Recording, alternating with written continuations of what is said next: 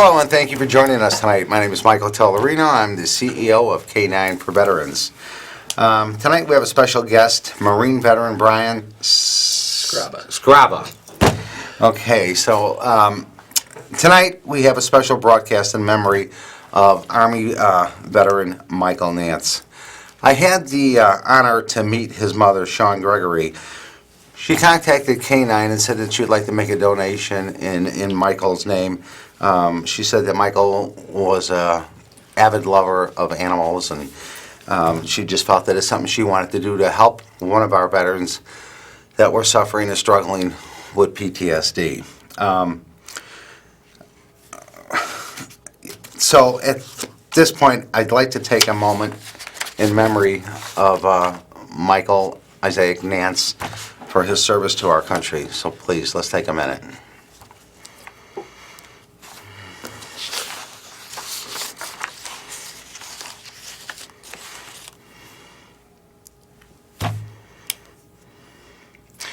Thank you. Okay, Brian, let's start out. Oh, Hi. sorry. Jill. Jill, I'm so sorry. It's okay. I'm the co-host. Not used to be here. Brian, why don't we start out with giving us a little bit of background about yourself? So I started in the Marine Corps in 2004, and I was in the Marines till 2008. I was part of 3rd LAR Charlie Company out of 29 Palms, that lovely base out in the middle of nowhere. Went to Iraq and did a couple different tours in Japan and a couple different stints overseas in different countries like Korea. We did some training out in Mount Fuji, that kind of stuff. Did a lot of international training after. What part of Iraq were you in? I was in Aruba, Iraq, and out near Ramadi. And that was in 2000 for about 3 to 4 months in 2005. Okay. So, I also noticed here that you have a Purple Heart. Yeah, so I got a Purple Heart in March of 2005. It was an IED blast. My husband's was March of 06, so that's why I left. It wasn't at the... Yeah, it was in a town called Aruba. We used to have the base out there called Korean Village that we were stationed out of. And so, yeah, that was on a patrol heading back, doing changeover with the oncoming unit. So we got lucky. I was probably one of the more serious ones. Head injury, traumatic brain injury, lost consciousness for about a minute or so with a direct hit on the vehicle, and a couple other injuries, shrapnel wounds. One guy had a smashed finger, and he had to go get that reconstructed. So, We're here tonight to talk about transitioning from military life to civilian life, and what it was like for a veteran coming home to make that transition. Jill, you went through that with John, so you know firsthand what that's like as well. Brian, when you were discharged, what were the thoughts? After being 4 years in the Marine Corps, what was it like knowing that you were going to be coming home soon? I think that it's important to note that he's a combat veteran, so that makes I believe, significant difference in the transition as well, because you have a time that you were deployed and all of that wartime, plus the time that you are stateside in the military to then all of that wrap up and transition into civilian life without anybody realizing any of that and you having to process the difference between the two. So what was it like coming home and then, knowing you're going to be discharged and coming back? You're done with it. yeah, so I think there's a false reality for guys that are getting out of the military that, like, man, I can't wait to get out. Civilian life's going to be, nothing but, football games and freedom, barbecues. Sure. And, it's going Hook to up be the with your greatest thing. friends. Apple pie. Right. Everything. You're going to come home. Everybody's still going to be at home. Everybody's going to be Nothing will have ready changed. ready to party and stuff like that. And you think it's going to be the greatest thing ever. Right. Yeah, well, it's literally the exact opposite. What did the military do for you to prepare you, if anything, for coming home? I would say there is a little bit of... So I got out in 2008, and the transition process in 2008 was not at all what it is today. But I hope not. yeah, so I had a 1 week class. Sean, I think it was like 1 week of wearing civilian clothes, and they taught us how to write a resume. It was okay. And then they had you sit with a representative from one of the VSO organizations, and he kind of went through your medical chart real quick and checked some boxes and said, well, what do you want to apply for, like compensation, disability-wise? And I was like, I don't know. Like, he's like, well, what hurts, what this, what that, And so we filled out the specific boxes. He says, you want to write PTSD on there? And I said, no, I don't have it. Right. And I was like, and I want to be a cop when I get out of here. So Yeah, which wouldn't help that. Which the stigma behind it wouldn't make it something you can. And it's just something that when you're still telling yourself, and you're still in the world of, I'm fine, I'll take Right. a Motrin and move on. Like Right. that's, Yeah. if your heart's still beating, like you're functioning and then the slowdown happens, which Right. is when you get out. Right, And yeah. all of a sudden the body parts start hurting and things start.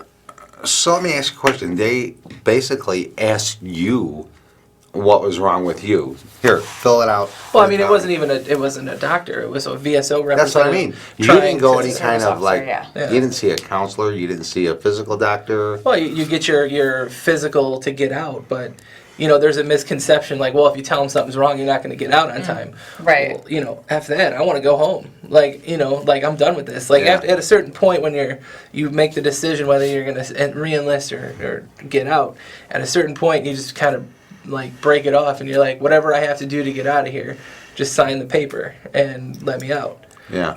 Not preparing for this giant semi that's going to come and hit you when you leave, because the minute you walk off the base, There's that's no it. more orders. Well, There's you nothing said for that it. when they asked you about the PTSD, you said that you put, no, I don't have that then. But now you're diagnosed with PTSD. When Sure. did you first realize that you had PTSD? I mean, was it something that took a little time for you to recognize and realize that Wait, you had it? when did your symptoms start, looking back on it now? Within a couple weeks of coming home from Iraq, I would venture to guess. And then when you were diagnosed, when was that? How long after that? 2013. Okay. So it was 05 to 13. So about And how far in the middle there was when you started thinking that, oh shit, I'm sorry, but this could be something? probably closer to the 2013 point. What were some of the things that made you become aware that, hey, I may be Start taking note, facing yeah. an issue here?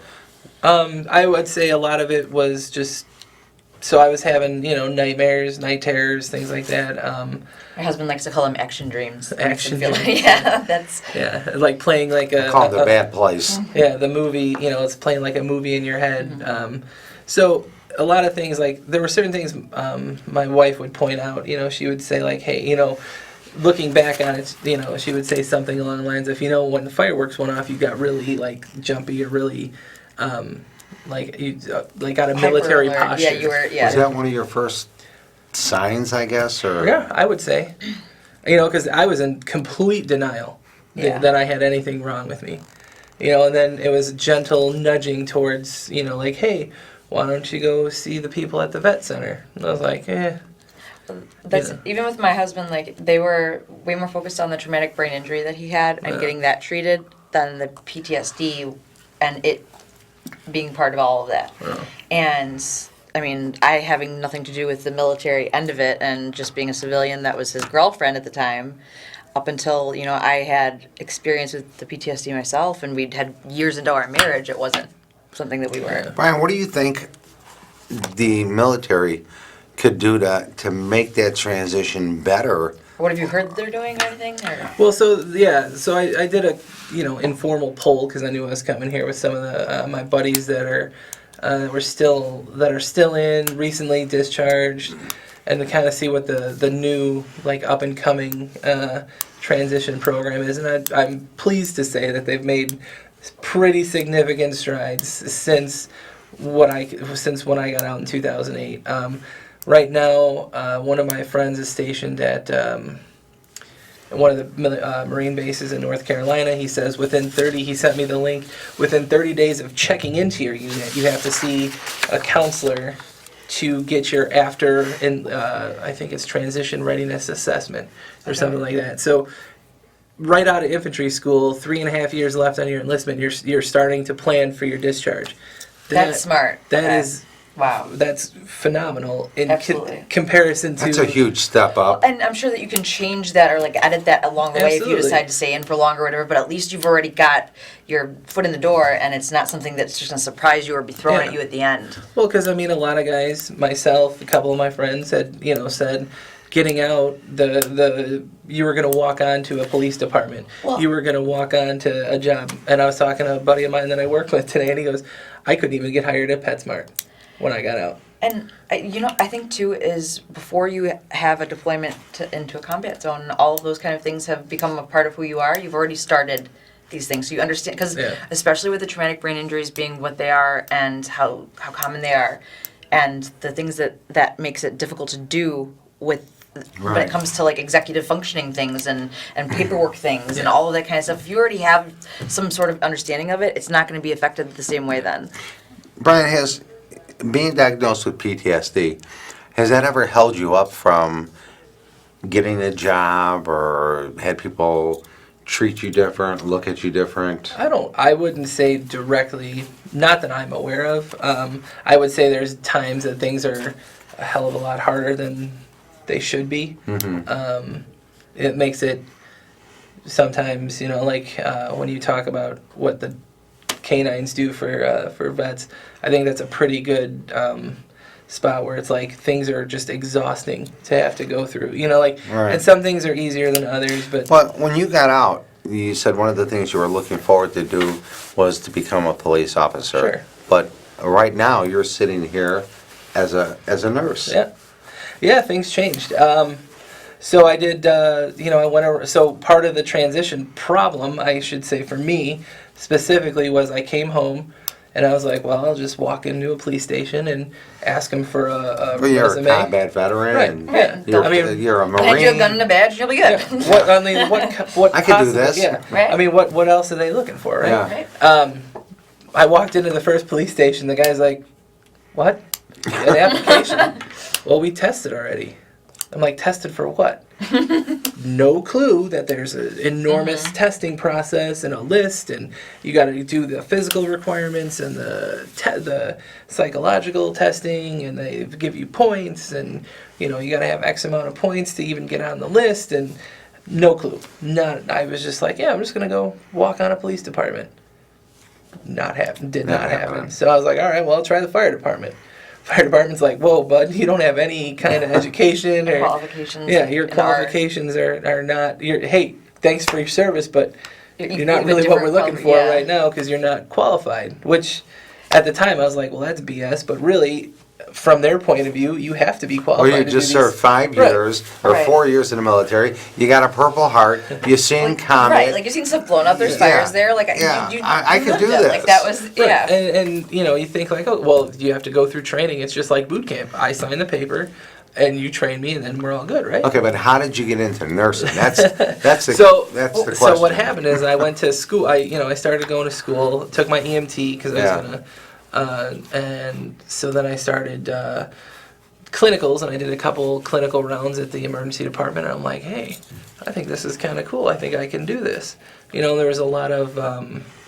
It was very hands-on. It was fast-paced. It was something I thought kind of mimicked something I could enjoy. So I chose that I wanted to be an ER nurse. Well, that's not a career specialty until you graduate nursing school. So you got to go through the whole nursing school process and everything like that. There's no fast fix, or you can't Right. just specialize in ER. You got to do the whole thing. So going through school with some of the non-action packed nursing skills and nursing floors and things like that were kind of a struggle.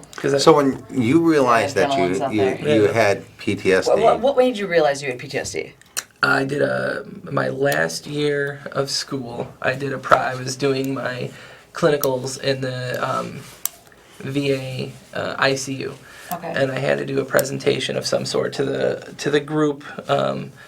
And they said they have a lot of guys that wake up and they start swinging and things like that in the ICU. Now there's a couple different, things that go along with that. There's a post-traumatic stress from being in the ICU or having an operation, but mainly at the VA, I thought it was pretty important for them to do a PTSD, or for me to do a project on PTSD and kind of explain to the people that were on the floor, like, hey, this is what the signs and symptoms are. Well, unbeknownst to me, I'm reading through the thing and I'm like, Checking off all those shit. boxes. Okay, well, if you have 2 of these, all right, well, I got 5 of them. If you have, 3 of these, well, I have 9 of those. Like, oh, maybe, something's going on here. So I did what, I went to the vet center. Your wife finally. sounds pretty awesome too. That she was like she was kind of making those notes along the way for Yep. herself and kind of filling in the blanks for you then when Yep. you were ready for it. She did a lot of the research and stuff, kind of just to Have it when you know- were ready. Yeah, That's and important. know what was going on, and she knew what was going on well before I did. So, How did having a service dog help you? actually, we were just talking about this the other day. I think it's a tremendous benefit. When we go out places, it's something for me to focus on. That's not, I'm not in my own head. When we go out to places, he'll kind of stand behind me, and like he's still relatively new, but he's still kind of covering my back, and he'll lean up against me, and I can kind of, if he starts to move around a little bit more than he was before, I kind of get the idea that there's somebody behind me or coming up, or, so it's nice to know that he's there to watch my back, and then he's just there to kind of pull me out of, I used to have these staring fits, where that 1,000-yard stare where you kind of just off in La La Land. Right. I would say I've significantly decreased the amount of those I've had since I've had him. Plus, I think going out places, he keeps me nice and calm, and it doesn't ruin my day to go to Home Depot. A lot of veterans that we play service dogs with, one of the things that most of them all said was that when they would walk into a public building and by themselves, they would feel like everybody's staring at them. Like, okay, When the hyper I alert can't is do like this. But when they walk in with a service dog, they feel like the attention is focused on the dog and not them. so they can assess, so that they can Yeah. feel comfortable, so that they can go on exactly. with the And really, you don't have to kind of walk with your not that you're walking with your head down or constantly spinning, but you kind of try to fade into the shadows. But with the dog, you kind of just focus on him. There's no fading when you walk in with a dog. No, and that's No. that's one thing. And what I've it does too, noticed. and a lot of our veterans will say, hey, I used to look for the furthest point in the room, try to just, closest to the door as I Yep. could get. Get in the corner. And just be by myself, and I wouldn't talk to anybody. But when you walk in with the service dog, one, the option's not focus, there. the focus is on the service dog, and two, people are going to come up to you and say, what's your dog's name? How old is your dog? Could I pet your dog? So now you're forced to have a conversation with people that typically you go out of your way not to. It's almost kind of like a form of exposure therapy that because that was a thing we struggled with, my husband and I, when it came to his PTSD, because I hated seeing him in pain or seeing him go through any of that stuff. So I just kept then making note of that, and then we would avoid it and avoid it and avoid it. And next thing you know, he's not doing anything, and I don't want him to do anything, and all of a sudden there's no life to be lived. Nothing.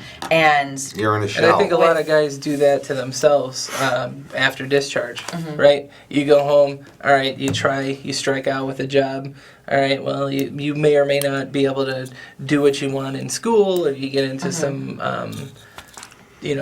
something doesn't Some work. hard So times, then you shut that down, and then you keep shutting things down, and then eventually you sit at home on the couch and do nothing. I'm going to ask you two things. One, what would you like to see the military do for veterans transitioning back to civilian life? And two, what could the general population or your family do to make that transition easier for you or for any veteran returning? You've been through this. John's been through this. what would you like to see the military do, and what would you like to see the public do or family do to make that transition easier? Did you have anything to do with the Wounded Warrior Regiment when you were getting out, or no? They were formed right after I left, I think. Okay. I'm with them. I have them now. My husband was that, and that was what saved us, like in the grand scheme of things, was Right. that. Yeah. But at the same time, it still wasn't. I don't think what it could have been if it was. Well, what I would you think- like to see the military do I would. that they're not doing now? There needs to be some sort of either, I would say, better medical screening for guys getting out, detached from their chain of command. Okay, you can if you go to your battalion corpsman, your battalion surgeon, the chief medical officer, and you tell them you got all these problems, and they're not gonna. They need people to fill the roster, right? They're gonna they don't want They're gonna dismiss they don't want to deal with that. Mm-hmm. So a lot of guys are really afraid to come up with this is just in the military, not even just transitioning.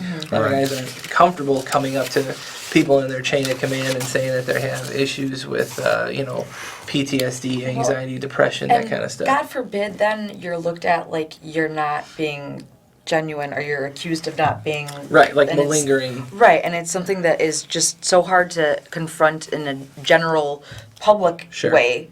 I can't imagine how it has to be for the stigma that goes along with Yeah, it. and that's the thing is a lot of it's stigma related, but It doubles with the military. Sure. What about your family? What could families do to help veterans return? I think just being able to identify signs and symptoms of PTSD, like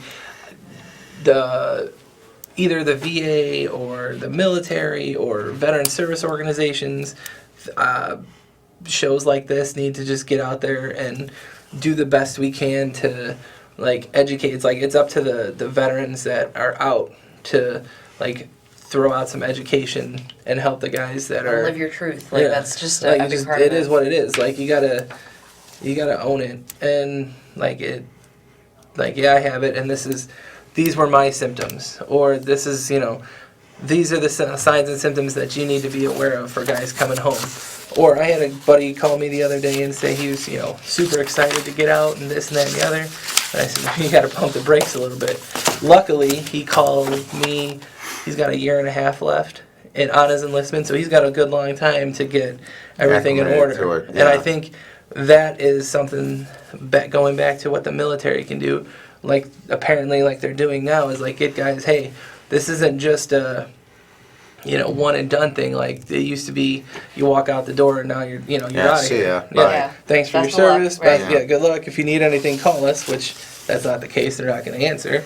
But I think that they should be better integrated with the VA system, and there Sure. should be a way to have the DoD's medical stuff and the VA's medical stuff interject in a way that is transitional for the veteran, and not where you have a service or caseworker that is given the load of the TBI, PTSD, whatever they're coming out with, Right. and then giving them that one and say, okay, here, well, then contact them. Well, I know a lot of guys, they get the letters, they put the letter aside, they have a TBI, they have no short-term memory, so they don't remember that they had a letter saying go to well, the not VA. only that, but I mean, And it's when you first get out, Yeah. that's, well, in my case, I was like, I'm not going for that Right, shit. right. Well, then my Not husband happening. would say like, well, this person deserves it more. Well, it's not you all This earned isn't it. a contest. Right. It's Right. there. It's necessary, and it's gonna be what gets you through to the next phase. And not even just the veterans from OIF and OEF. And Absolutely. the guys from Vietnam, too. Oh, I hear it a lot absolutely. of time. Well, you guys can take it now. I'm fine. I'm established. No, that's not the thing. We got a lot of veterans. And you never from- know when it's going to change either, because especially with the things you guys are exposed to, we all know how I feel about the toxic exposures and whatnot. So it's something that with Vietnam especially, and then you guys, Yep. it's all there, and it's something that doesn't happen all at once. It doesn't necessarily have to be something that you remember from your Sure. service. It will affect you in the long run down the road, and if it does, then you want to have a established Yeah. So- repertoire with the VA. Brian, what would you say to a veteran coming home, being discharged? What advice would you give him? I would say get your housing in order. Make sure you have an adequate amount of savings. You have you can take you know what benefits you're eligible for. Right. You know where to find benefits. You know that there's Something out there. know that there's veteran service organizations out there to help you, And maybe- and there's a ton of them now. Maybe find one We that just got locally that. will We be just good. got that awful 1-minute warning. Brian, I want to thank you, and I want to put up Michael Nance's photo, and I missed that one. Webcam. And again, this shows in memory of Specialist Michael Isaiah Nance. We're honored to have our. Grateful for his service. and I'm sorry. We're grateful for his service. for his service, and we send condolences to his family, and God bless him. And again, I want to thank you for being our guest. And Jill, Yes. thank you for being here tonight. You're welcome. Anytime. And look Have a for good us. Look for us next week, right? Next Thursday. Yes, next Thursday. We'll be here a week from today. Thank you for joining us, and we'll see you soon.